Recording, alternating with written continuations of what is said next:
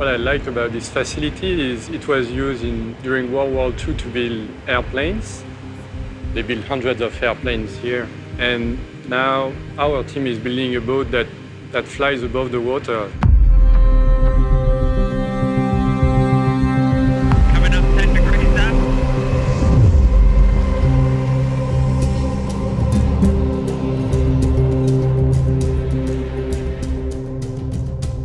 The tools that we use are at the forefront of the industries.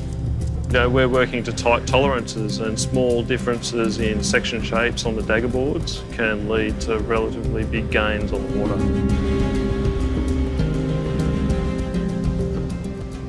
Technology plays a huge part in the America's Cup. It's been said that the fastest boat has won the America's Cup for the last 160 years, and I'm not sure that's about to change.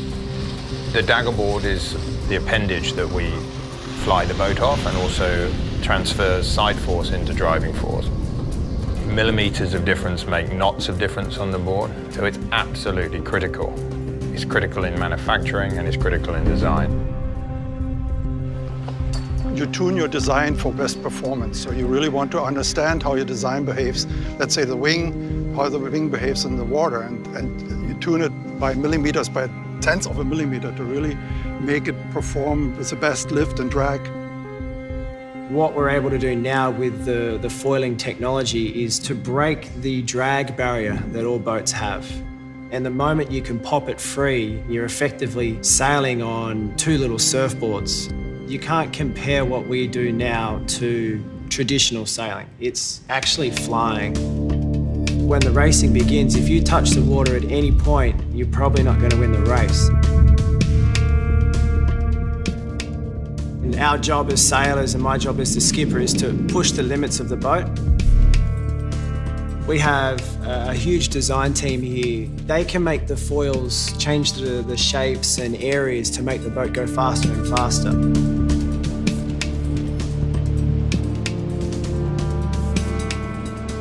So there's a fine line between making it strong and safe and making sure it's the fastest it can possibly be.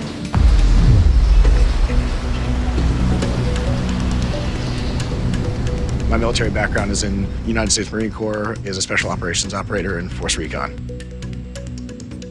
Getting your buddies or getting your colleagues or anyone who may need to be extracted from the mission out of the mission, so that's where my skill set in extrication and medevac rescue comes into play. This is a new breed of sailing. This is a whole new sport, a whole new technology, and it comes with its risks and its realities. That this isn't just let's go play on the boats anymore. This is we're doing 45, 50 knots. All our equipment is going to keep us safe in the unfortunate case where we might capsize or fall off the boat. There's a lot of G-forces created in the manoeuvres. For sure, it can be a life or death situation on the water. If these two boats come together at pace, you know, there's a good chance there'll be injury. We've had it in the past.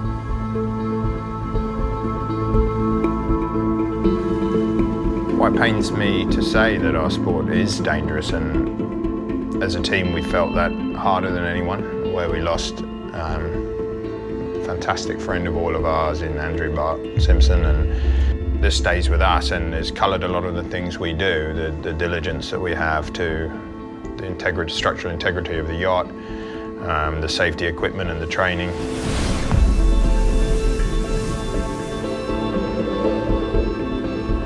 And the demands are very, very high in certain conditions particularly. We have 3 or 4 athletes in our team that are undisputably up there with the elite athletes from any other sport.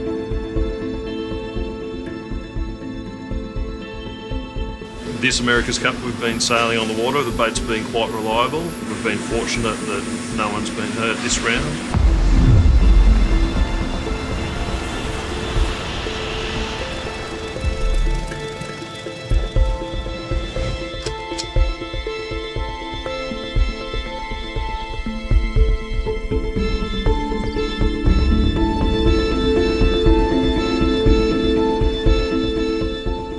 The America's Cup is a sort of history of subterfuge and lack of rule compliance and all kinds of sort of bad things going on. In a race as big as the America's Cup, there is a tendency to try to gain a competitive advantage, looking at what your competition is doing, going all the way to espionage, taking photographs, getting up close to the competitor's boat. You definitely would deploy people to different locations depending on the day and what you're after. We'll sort of have a hit list of key topics that we want to look at.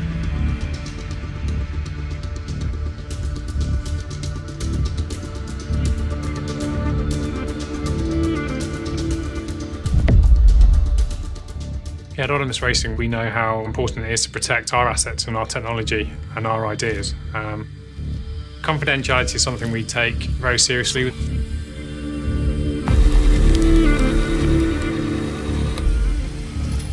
Everyone who comes to visit us has to sign a non-disclosure agreement, so they can't share any information that they've seen. We make sure that our shed is shut the whole time, unless we're actually taking the boat out, so that people can't see inside and get any shots of our technology that way. It's frustrating, there's no doubt, when you've brought out your latest dagger board and you're very proud of it and you think you can have a speed edge. You prove to have a speed edge, and that evening you have 5 support boats 5 meters from your boat taking pictures. It can grate on you a little bit. If we see someone on the water getting a little bit close and they're from another team and they've got a nice big camera or video camera, we'll ask them to back off, and that can be done in various ways. Get away, shouts, and probably less polite than that.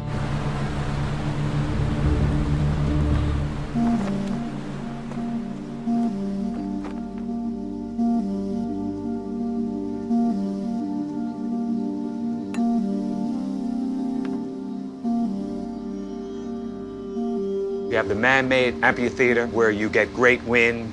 It doesn't get distorted by any landmass around it. And I would have to say that it's going to be the best organized confusion you'll see anywhere in the world.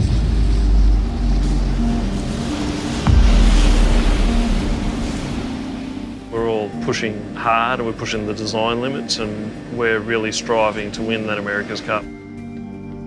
We're able to build a structural model of the dagger board and a fluid model of the water and run 10, 100, or 1,000 different design ideas and collect those back to the design team so that they know what the right answer to the question is. I don't think there's anything more challenging in sport than trying to make a boat go as fast as it does and to also keep it flying. We're effectively trying to make a sailing boat become an aeroplane. You go all the way to the edge of the rules and you make the part perform as best as it can so that the team has the best advantage in the race. There's just been a huge development in such a short pace of time. If you took one of these craft and you sat yourself in the Amazon River in no wind at all, and there was 12 miles an hour of outflow heading towards the Atlantic Ocean, but you wanted to get back up to the source of the Amazon, these boats, in no wind at all, would be going back up towards the source of the Amazon against that flow at double the speed of that flow, the wrong way. That's, for me, always something that illustrates how incredible not just these boats can be, but man's ingenuity and invention can overcome the force of nature and then use it to harness it to go back the other way.